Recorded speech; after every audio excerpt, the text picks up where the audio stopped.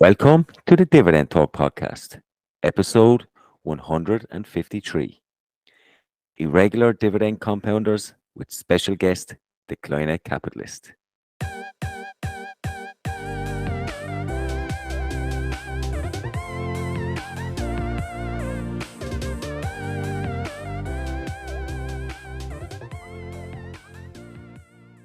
Whether you're a seasoned pro or just getting started, Dividend Talk is the place to be for insights, analysis, and unsalted advice on how to make the most of your money through dividends with our own unique European flavor.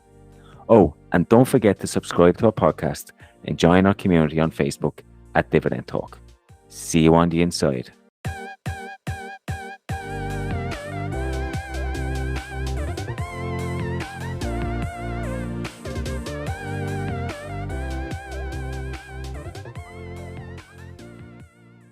Hey, European DJ.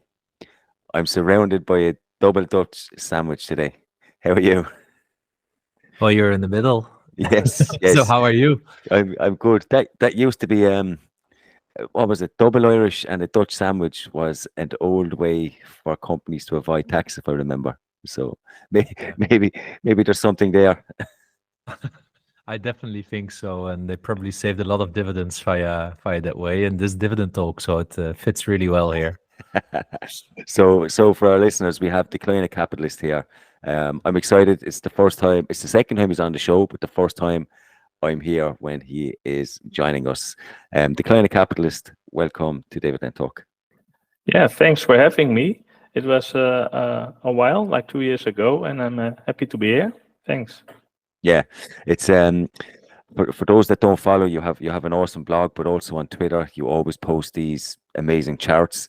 But you are the master of hidden gems, and I'm actually looking forward to some of these companies that we're going to talk about later on, because you always pull one or two companies that I've either never heard of or that are just really interesting. So I'm looking forward to today's show. Yes, me too. So we usually start with the news of the week. This time there is something here on Ahold, but when I click the link, it's in Dutch. So I'm going to need one of you guys to talk me through what's in the news this week. Yeah, what is the news that triggered me was that they also posted about their data-related business. So what they do is that they also earn money by selling data used for advertising sales, and they envisage to be like a 1 billion earnings in 2025. So this is quite big for Ahold Delhaize, huh? And I was really triggered by this news. So yeah, it's really a different kind of source of income, right? Because what you're saying is they're effectively selling their space on their homepage to advertise. It's pretty much what Amazon is doing. And what blows my mind is that this can just literally turn into a $1 billion or 1 billion euro business just by selling web space, using and leveraging the Ahold website. And I believe this applies to both the US and the Netherlands, right? So exactly. And also when you see groceries working with margins of like 4%, I was looking for new revenue sources, and this is a great one. Yeah, and the irony is that it is probably more profitable than the whole bol.com business unit under it. And if you think about it, because it also comes with laser thin margins. So it's almost like the Amazon model, right? Where you create a lot of page views almost by just being a wholesaler. You sell everything, but in the end, you don't earn the money on that. But then you earn the money on, I don't know, advertising, or you have a secondary product behind it where you turn a cost center into a profit center, what they did with the cloud. It's quite amazing how these, let's say like that, what digitalization can bring to these kinds of traditional grocery companies in this case. Well, I'm long Ahold. So for me, this is only good news because it can allow us to pay growing dividends, more share buybacks, and actually really good to hear this. Yeah, it's actually very interesting. And look, it's worked for Amazon, so why not other companies like Ahold take a little piece of the pie and use that money to, as you say, distribute dividends and buy back shares for us guys. But no, that's interesting. That's very interesting news for Ahold. Okay, so this week's show is around irregular dividend compounders, and it's something that we don't often talk about. So, the Kleine Kapitalist, maybe you might give us an overview. What is an irregular dividend compounder for you? What defines it? Yeah, irregular is based on the dividend aristocrats, so who always grow the dividends annually. But sometimes you have companies who have a cut or keep it flat and only 1 year, or is it for longer? So this is difficult. When I started my journey, I had this principle, like when they cut the dividend, I would sell. This happened too much for me, for my portfolio. I think recently we have this with Castellum and Intel and VF Corp, for example. But also, for example, with Thule. And the next year, I saw that they increased the dividend with a higher amount than the year before they cut it. So this means that actually their dividend streak continues only with like a small dip. And this is a very distinct from companies who really cut it and will never get to the amount anytime soon. So I see a distinct between the dividend aristocrats, the dividend cutters, and one with dividend streaks which are interrupted or irregular. So this was the topic I would like to discuss with you. And the interesting part about that is that in 2020, of course, with COVID, so what we saw there is that otherwise healthy companies were much more conservative because the world was closed down. It was February, March, exactly at the moment where everyone was announcing their dividends. Lots of uncertainty if we will ever get behind after this zombie apocalypse, right? So it was also a special time where there were a lot of dividend cutters. And what you're saying is like, maybe we should treat that as a one-off. That should not really happen because generally these companies are very healthy. Is that kind of what defines for you an irregular dividend compounder in that way? Exactly. So this is also a way to prevent selling stocks which are actually good. So this is what I've learned. So I'm now for 5 years. Yeah, this is my 5th year in dividend growth investing, and this is the nice thing. You always learn. Yeah. And this is one of the things. Previously, I would just sell the stock right away, but now I learned to look deeper and see what is the real reason why they cut the dividend. Especially with Corona, there was a lot of governmental influence, especially in France. It was more easy, but sometimes you have to dig deeper, and then you find that the company is actually still very good. Yeah, and I said, how do you deal then? Because that's always the question that I have in my mind with these companies. How do you deal then with the fact that that they are maybe more subject, or there's more risk in your portfolio that they might cut the dividend? Because specifically when the market is under stress, there's a crisis, you might need the dividend income even the most, because at that time you cannot just maybe step in easily and into an Uber and earn some extra cash. So how do you look at that point of view? Yeah, of course, your portfolio should be balanced. You cannot have many of those stocks. I see myself as more looking for a bit more risk. But when I would reach more my fire level, I might change my portfolio somewhat. So if I need to rely on the dividends, maybe it would alter it. But still, if you have trust in the company, yeah, it's also like my tax refund, which I just received. It's also fluctuating. I cannot count on it. So this is just part of life. And how much percentage of your portfolio do you then allocate to these kinds of irregular dividend compounders, or maybe not even allocate in a way that there's a plan behind it, but how much is naturally of those in your portfolio versus more the traditional ones that you can count on? Oh, good question. Well, I think I have like 10 or 20% in those kind of stocks, but it might happen. It can happen, of course, with many stocks, but I think it is also better than companies who keep their dividend streak at all cost. Yeah, you see, I started a bit worry about companies like Medtronic. We had the 3M, all those basic stocks that everybody had 5 years ago. They start to have some. I don't know the proper word for this, but they. Yeah, I know what you mean. What they specifically Medtronic is a really interesting case because I know on social media this stock was quite popular when it hit the low 80s again because people look probably at historic prices. But the free cash flow has been hardly growing over the last 5-6 years. The new CEO is not able to turn the ship around. So it looks like they're at a certain maturity stage where they need to find new markets because it seems to be hard for them to grow in the current market. So there's no free cash flow growth. But at the same time, such companies have built buying back shares a lot and leveraging up to provide shareholder return.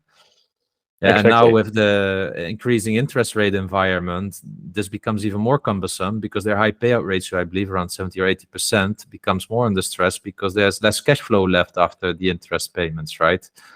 And this, of course, a trick if you're committed so much to the dividend that you let your balance sheet deteriorate and you lose flexibility when you're under stress. And I think, yeah, there's definitely a point to that. But this is also where I always say, like, we shouldn't be buy and hold investors, but buy, hold, and how is it?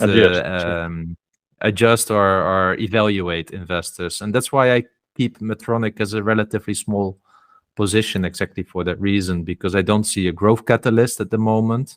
I know the CEO speaks about a dozen, but I don't see it turn into reality, so I'm a bit skeptical there. But it's also not yet under stress enough for me to sell it. So I think an analyst would call it a hold, right? A hold position as such. Yeah, exactly the same. It could look really attractive, but I don't buy and I don't sell. The very long term, I still have faith in Medtronic, just because aging population. Yeah. Good. I'm quite interested in you spoke earlier that you no longer sell if it's a dividend cut. Before you would have sold, you no longer sell. You now dig a little bit deeper to see the real reason. What exactly do you look for now? What kind of metrics or what do you look for specifically not to sell the company? Well, the why. When they just don't have enough money to pay the dividend, that's more easy to sell. But when they have and make another choice, for example, they make the choice to keep more money for long-term investments, like some companies really express. Well, then I'm happy to keep it as long as their prospects are good. And you have some examples of companies like that? Well, I had done this with Thule, and the other example is my most recent buy. Company is called Alberts. It's a Dutch company, and in the Dutch dividend community, I think it is familiar, although it is not in the AEX, the primary index. But still, it is has a long tradition in dividend growth and sustainable earnings growth. So I think this is a good example. Okay, so I've never heard of Alberts before. I think it's ticker symbol AALB. So maybe you might just tell us a little bit about the company, what makes them a good company, and why they should be maybe considered as an irregular dividend compounder. Yeah, well, first an introduction for this company. I think many listeners won't know this company. It was founded in 1975 and started only with 4 employees and 400,000 euros of guilders of debt. This in the industrial space. they went public in 1987, and just when you look at their earnings, they just grow. And it has the name of an holding company because they acquired so many small companies. But the last decade, they changed. They changed and focused from many divisions into 4 end markets. And this is where I was triggered, because those end markets, they call it mission critical technologies. These are eco-friendly buildings. Then you have to think about expansion vessels, like the more in the heating and water equipment in buildings. It is in semicon efficiency. They deliver precision materials for example, with ASML. They are really in a strong partnership, and they are in sustainable transportation. They also make coatings, sealers, waxes on metal plates. So they are also in the eco-friendly buildings, but not in isolation, but in energy saving systems. And they have like 3 big trends. The first one would be urbanization. This is clear. We all want comfortable and healthy buildings. The other one will be the climate change, scarcity for water, energy, and materials.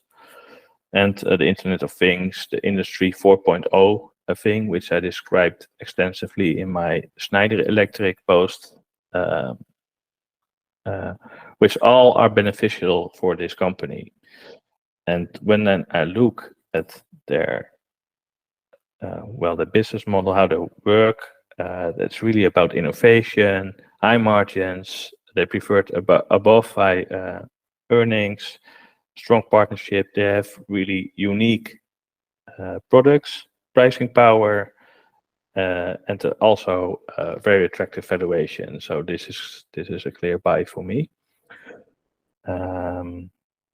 What I like, right, when you study a little bit their website, investor relation website as well, right, they talk about the Albert's playbook. Exactly. Which is really, really speaking out. And I love it when you go to an investor's website, investor relation website, when they straight away tell you, okay, this is the kind of company we are. And they write their relentless pursuit of excellence. Okay, of course, there's some advertising behind it or branding behind it. But it's really for them like strong free cash flow, disciplined capital allocation, portfolio optimization. Now, then you can be saying, like, okay, it sounds nice, but we know that not many companies do this, right? Many companies, if you go to the investor relations website, you hear only blah, blah, blah, blah, blah, how much they are in ESG and how great they are, but you don't see this concrete information. And then straight away afterwards, they show you the numbers. So they made €1.40 in earnings per share in 2012, 2022, €3.37. So they've been growing on a compounded growth rate, probably as about 10%, right, in earnings over a decade. Dividend per share grew from 35 cents to €1.11. And what I really like is this return on incremental capital employed, as they call it. Something similar to the return on invested capital numbers of 19% almost. And this shows you why Alberts definitely also deserves the term compounder here, right? Because often when you talk about high quality stocks, these are the figures that you're looking for, I would say. Exactly. And what I also like is that they really just say it. It's like almost US kind of style. And you have also, for example, NN Group, which is targeted by other companies because they are so muted in their communication. And this is just no nonsense. They just say what they do. And I think this is a strength. It's a bit like Texas Instruments, right? The only thing that what again would be an issue for me is their dividend policy, because they want to pay out about 30% of their earnings, right? So we always say, like, for the dividend to grow, the earnings need to grow. Yeah. But when earnings don't really grow for a few years, like maybe what we said about Medtronics, you would like to still see the dividend income coming. Yeah. How do you look at that with a company then like Albert's? What if it will have a few years of, at the top of the S curve where they flatten out and not a lot of growth is happening there?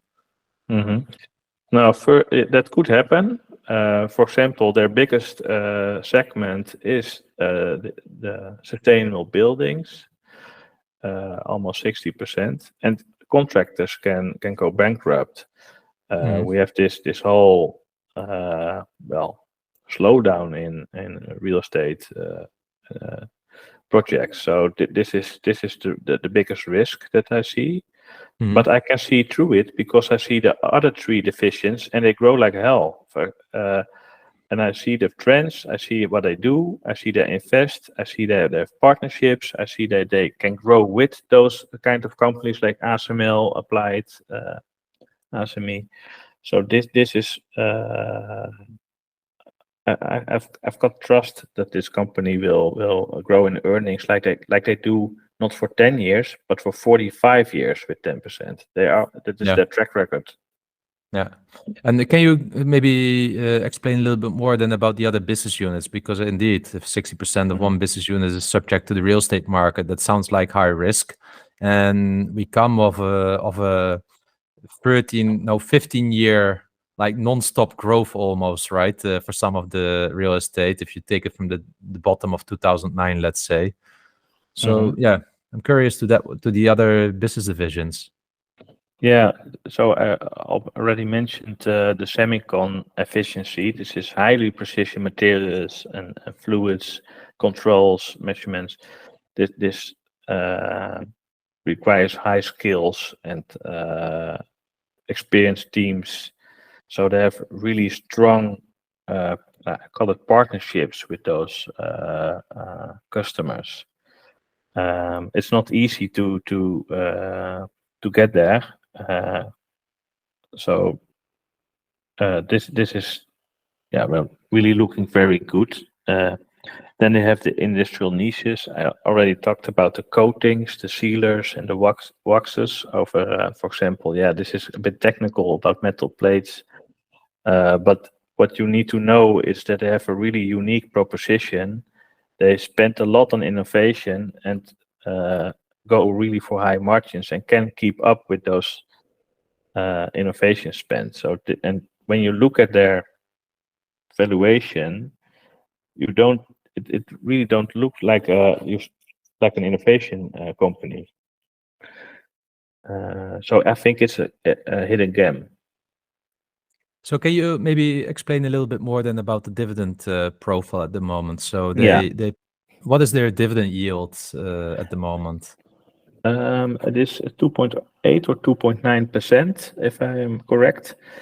So as you mentioned, the policy is a 30% payout of the net income. And this is also the reason why they cut the dividend during Corona. And they really stated that they want to commit to what they say. So they say 30%, then they pay 30%. And they believe that the money that they save by not paying the dividend will help all shareholders eventually for the long term. So this is really a long-term play company. And I like it. Yeah. And if I'm correct, it's now trading at 40 euros and a bit of change, which gives it a price to earnings ratio of 14. And we are talking here about a company that has kind of a return on investment to capital of 18%. So from that point of view, I agree with you. If you look only at those numbers and you don't take, let's say, next year's expectations or the year after expectation into account, this looks just really solid. So what are your expectations for the upcoming 2 years? You mentioned already a little bit, the real estate market, which is slowing down. Then semiconductors is also having some issues. On the other end, Intel announced to, for instance, invest in a factory in Poland. Is this then where Aalberts will be supporting, or should we look in other areas of the semiconductor space? Because semiconductors having heavy capital investments at the moment, right? Here. Exactly. But this is a company which has a solid financial, healthy balance sheet. So they really can grow with those big semiconductor players. And they also can acquire companies that they need to grow. This is also, I think, important. In terms of risk, besides the contractors, I think the biggest risk is that I do not evaluate their pricing power correctly. So now they can pass on because last quarter they grow autonomously like with 6%, despite the slowdown in the biggest segment. This is a strong, proof of their pricing power. But of course, this has a limit. And when do we know when the limit has been reached and people look for competitors? This is a very difficult one, especially when you are with a more high innovative, high margin businesses. I suppose there is another company out there I'd like to mention, probably would fit into this category, which would be Louis Vuitton, LVMH. I'm sure our listeners will know more. We talk about this company as high quality on this show quite a bit. But if you look at their dividend history, they have actually cut their dividend back in 2018, I believe. So is this a company that you would consider a irregular dividend compounder? Yeah, I think in France, this is just a governmental issue. When you look at Louis Vuitton, there's such a strong brand and products. I went in a train with one of the buyers of Ahold Delhaize. They buy from Louis Vuitton and others, and he mentioned about the champagne market. They control 40% of the champagne market, which is already growing nicely. And he elaborated on how they do it, and I thought, wow, this company is so well run. It's on all segments, and you really see it in the numbers. So this is for me close to an FSL stock. But you mentioned that it was governmental. Would that not concern you if the government is getting involved? Is there a risk that they could continue to get involved and force them to depress their dividends? Yeah, it's a matter of balance. So I have a couple of French stocks, and then I know the government they can make them not pay the dividend or not increase them. But on the other hand, French companies are quite protected by government. If they are in deep shit, they get more support than German companies, for example, because they are more patriotic. Really quickly, I want to still round up on Aalberts. So Aalberts, great balance sheet. I checked it out. Debt to equity also 40%. Interest coverage ratio of 20%. So to me, if you look at these numbers and you would ignore the dividend policy, you would definitely argue they have a safe dividend because the payout ratio is low. Dividend growth overall is also really high. The prospects are pretty good generally if you take it from the long term. So it all looks good. It's just that the dividend policy is not supporting dividend growth necessarily an uninterrupted streak. So I think it really, really well defines an irregular dividend compounder. So thanks for that. Ticker we have also in the show notes, right, for people that want to look it up. If you have any article about it, also let us know. I'll put also the link in the description. But also, you mentioned also Thule today. And Thule is for me really interesting because Thule is this company that creates all these bike carriers and such, and roof racks for people going massively on holiday, right? You see them all over the place. Go to any campsite in Europe and you see these Thule boxes on the car. I also did one time like a little bit of a deep dive into it, and it's quite an important, quite a great brand with actually a strong moat if you look at it from a brand power point of view, right? It's easy to copy these boxes, but it's the same like with soda. Yeah, everyone can kind of create a cola drink, but still people continue to buy Coca-Cola, and that's Thule for me. Now, explain a little bit more about this one, because I think many people were disappointed with their dividend cut, specifically after they refreshed and announced their strategy at the time.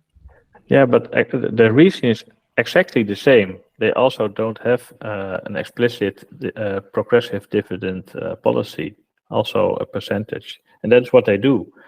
So this is exactly the same as for Alberts, actually. Yeah, and about the company, yeah, I have the same. I do go to campsites, and I was amazed. Like the percentage of Thule stuff is insane, and they're not cheap. So how do they manage that? It's brand power, but the products are also really of good quality. And for my portfolio, it is like the play on holiday. I don't know if it's a team, but the vacation play. Yeah, it is a different name in like. But what you're effectively saying is like more people in Europe will go on vacation by car, going on car holidays and such, instead of taking an airplane or something like that. And this is a growing market in general, right? With all the campsites and everything around Europe, and you expect sales growth as a result of that. I expect so, yeah. Yeah. Of course, the Corona played a big deal. People fast forwarded their purchases, and well, they did not really manage their stocks, their inventories that well, like many other retailers, for example, as well. But now it looks more clear. But still, this is not I would say not a core holding, but it's a nice play on the holiday team. And what I also noticed at the time, I think the dividend from 2019, which they had to pay out in 2020, got cut, but I believe they then added it with the dividend the year after, right? Is that correct?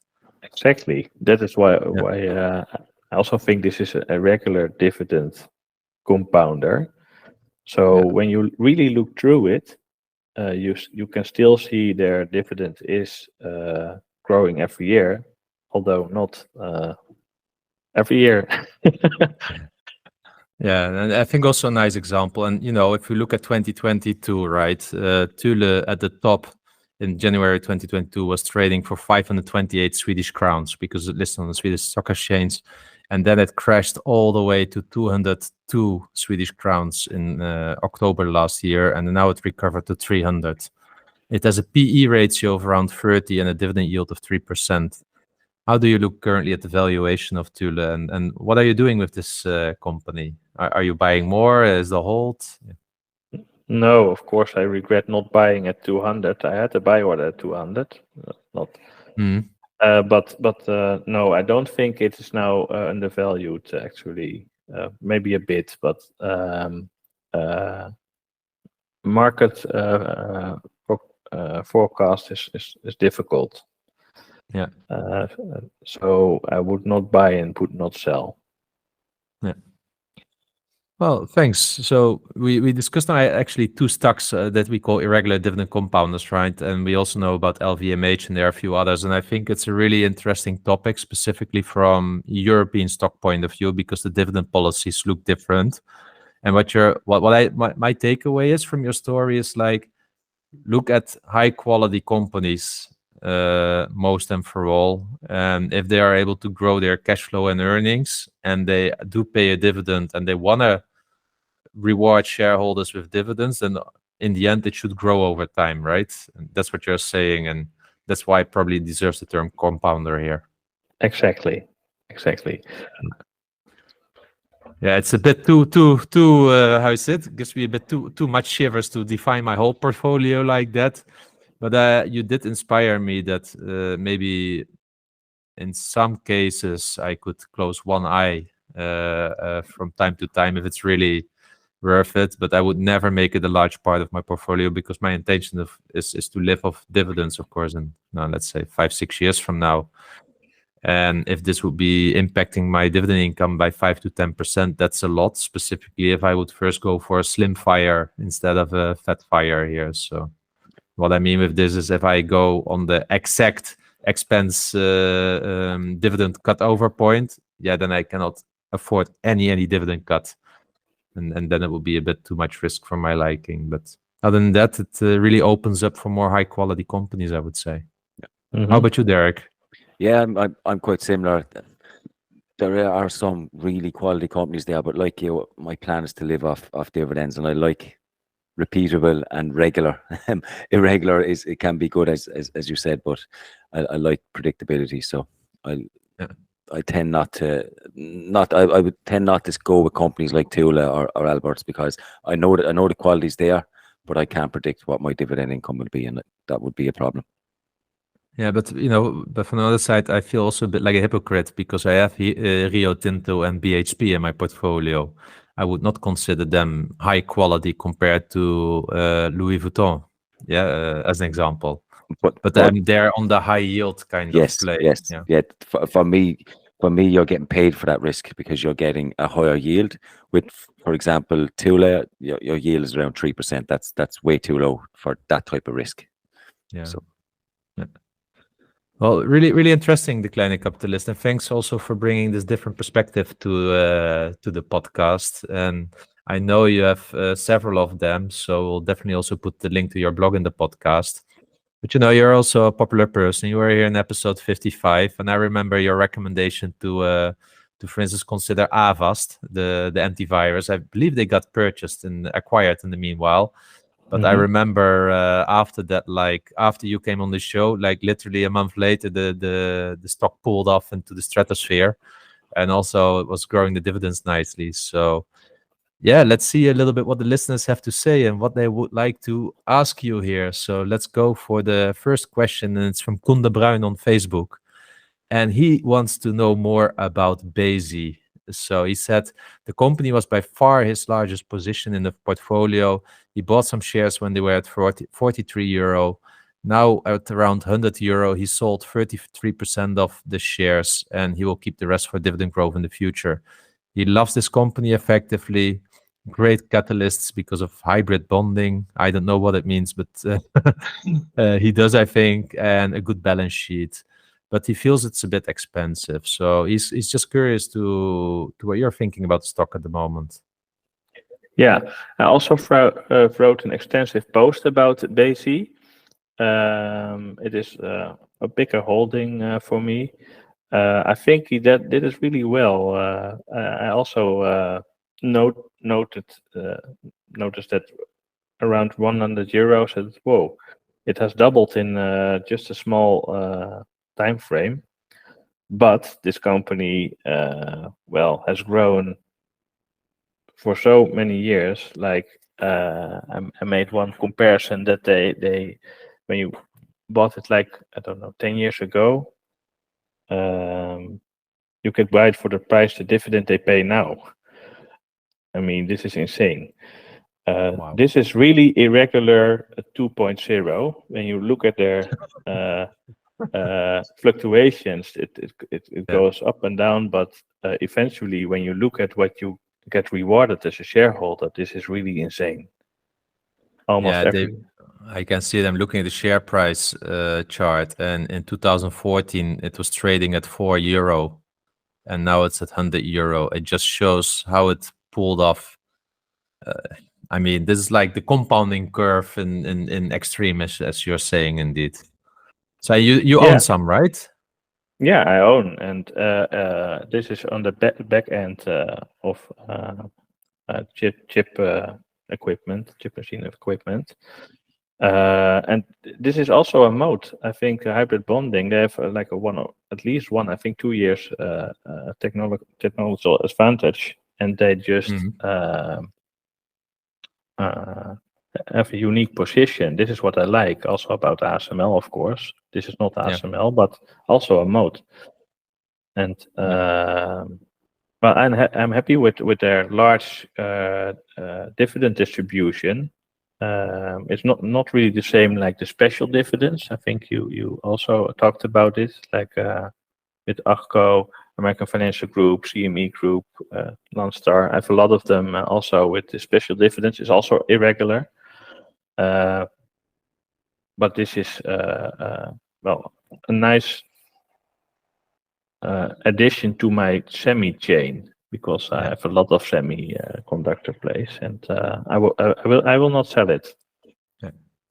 Nice one. So I hope, Koen, that you how is it that you can do something with this answer. But it sounds like a great stock. The next question is from Jacob, and he's now heavily in insurance stocks like Allianz, Legal & General, and ASR. And effectively, it's a question to both of you. What do you feel like is the largest percentage in the accumulation phase that you would like to own of a specific sector? Yeah, I think we spoke about this on the last episode. We touched on this kind of subject, and you mentioned we're in the accumulation phase, and it kind of ebbs and flows. You will go over your allocation, but once you reach it, you just hold on to it forever. For me, I have this same problem, Jacob. I would say that I have a total, I think I've like total 5% per position total that I want, and once I reach that, I'll stop. So I'll keep accumulating these companies until they reach that 5%, and then at that point I will stop buying them and look in other directions. Yeah, I have similar. For me, it's like depending on the tier that I place them in. Yeah. How about you, the Kleine Kapitalist? Do you have any limits in the accumulation phase of the size of a position, or related, let's say, to the sector? No, not really. I must admit that all companies that I added for sector diversification, all are worse. Like that didn't help me. So I would more concentrate on what I know and I'm familiar with. And well, when it happens to be like 20% in semiconductor, I would be happy with it. Okay. Nice one. Tiago has asked about ASML to the Kleine Kapitalist. So he's saying, with the shift in interest rates and the need for more profits now, have you changed your investment philosophy towards higher yielding, lower growth businesses, or are you still on the ASML train? I would say I'm still on the ASML train. That's easy. Yeah, we have this discussion about low yield, high dividend growth for a long time, but I still I'm in the low yield, high growth camp, I would say. And the interest rates, I think they will be high for a while, but it don't influence my decisions yet. Okay, we'll move on to the question from El Cuba, and he's asking, which EU dividend aristocrats are for you the best ones for the long term? For me, it would be L'Oréal, Louis Vuitton, ASML, Linde, Diageo, Assa Abloy, Novo Nordisk, Wolters Kluwer, Essilor, Luxottica, Schneider. There are so many. If you could only pick one of them with a gun on your head and you need to hold it for 20 years, which one would it? That would be between L'Oréal and ASML. I would go ASML. ASML. And why not L'Oréal? It's also good, but I think ASML will grow more. Yeah. Okay. Interesting. Dakota Fred has asked us, would you consider to diversify your portfolio and start adding some bank deposits as their interest is growing? Come on. Dakota, Fred, or let's say Fred. Fred, I will send a link to you about from our shop with merchandise, and we have a t-shirt there, or a hoodie, which mentions bankers are wankers. And it comes from a deep-rooted feeling that I have, and it's in my no-buy zone. I see banks as pure speculation. I mean, it's kind of as a leveraged product because they are highly leveraged, and you see what happens when there's a bank run or anything. So for me, banks in general, over the long run, are not investable if you are serious about dividend growth. And take this with a pinch of salt, how I'm saying it, because there's some, how you say it, some allergy behind it towards them. But I think over my dead body that I will ever invest in a real bank. I was laughing when I seen that question come in. So you handled it quite well, I have to say. I was expecting more of a rant, but well done. And then we might move on then to the last question, which I skipped from Martin and the Kleine Kapitalist. That is, do you have any stocks that are on your watch list, or what are you buying right now? Yeah, so on my watch list is Ecolab. I also own this stock already, and I have a post about it. And this is more in the what I call the razor blade business, but then for hospitals. And yeah, I think this is a company which will do good on the long term. Not big growth, but decent growth, sustainable growth. So I think it is currently undervalued. So this is why it's on my watch list. And then can you explain a little bit, like what you mentioned, the razor blades for hospitals? So do they shave people there in the hospital? Or what do they sell? What products do they sell? It's like disinfectant, for example, like the machines. It's a lot of equipment actually, but they just have the dispenser.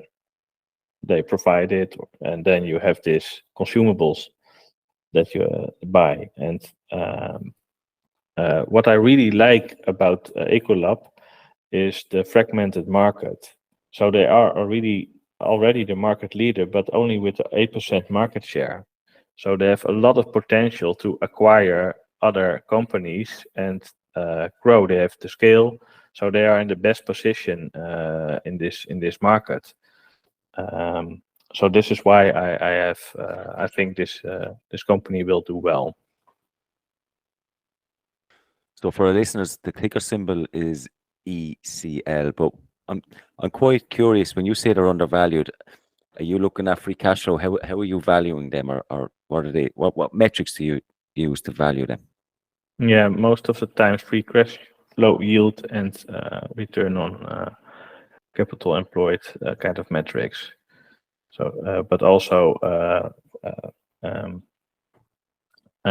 like I look at fundamentals mostly. Yeah. So, what is the chance that they succeed in their growth plans?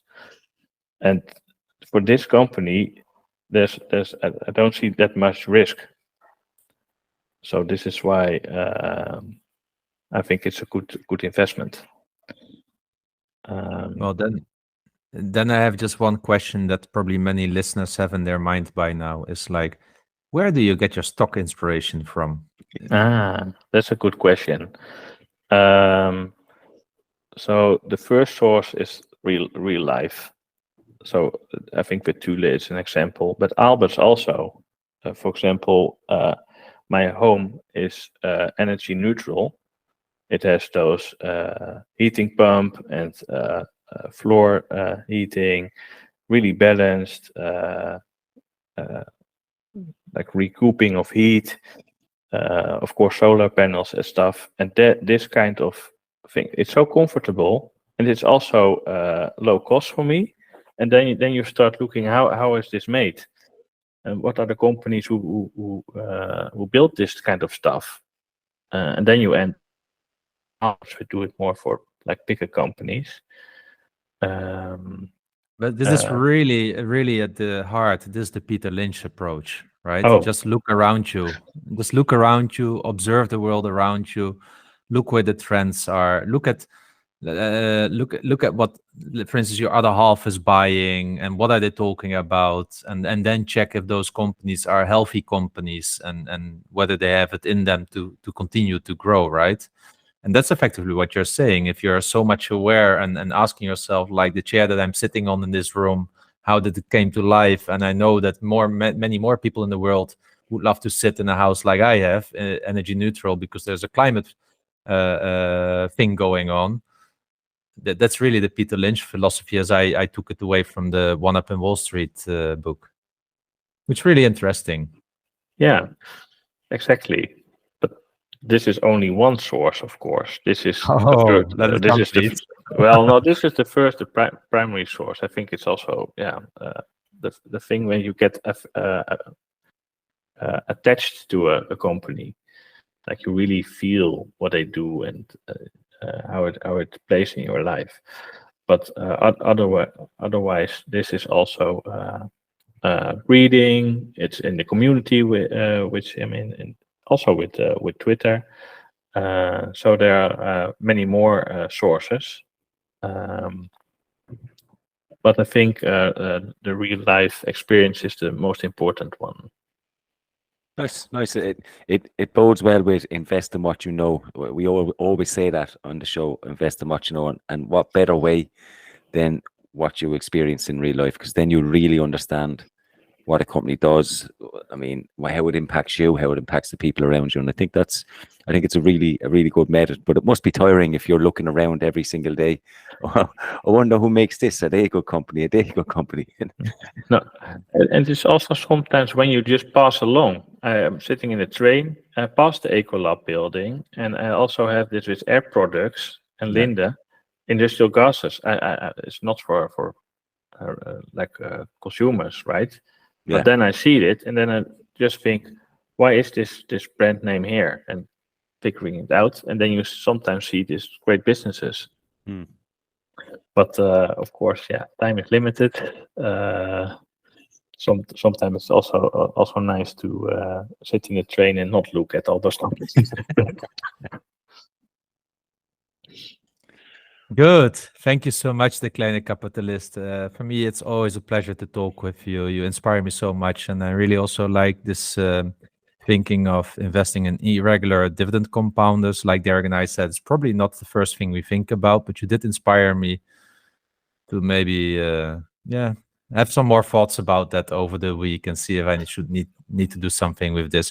I definitely hope that this is interesting also for our listeners that are maybe also not having a pure dividend growth strategy, but would love still to receive lots of dividends in the future, but can take, like you say, a little bit more risk.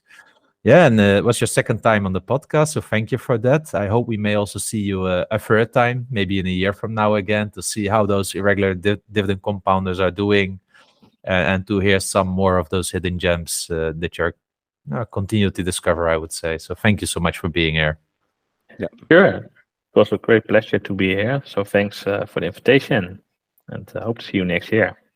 Good. And, for all the people that were listening, we'll put the details to follow the Kleine Kapitalist also in the description of this podcast. So the link to his blog, the link to his Twitter profile, and so that you have an easy way to follow him. Thank you, guys, and see you next time. See you all next week. Remember, both of us at Dividend Talk are not certified financial specialists through formal education. We are just two guys sharing our journey for inspiration and entertainment purposes. Hence, this is not investment advice. Although we do our best, we can't promise that the information discussed is always correct, nor appropriate for you or anybody else. We always recommend that you do your own due diligence and be accountable for your own choices. As we always say, you can't borrow conviction from others. Last but not least, by listening to our podcast, you agree to hold us harmless from any ramifications, financial or otherwise, that occur to you as a result of acting on information provided in this podcast.